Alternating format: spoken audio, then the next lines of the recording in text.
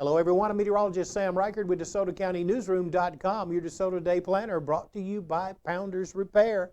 You can find them at 345 East Commerce Street in Hernando, where they specialize in diesel repair and performance. Today we're going to have a partly sunny sky with slight chances for showers.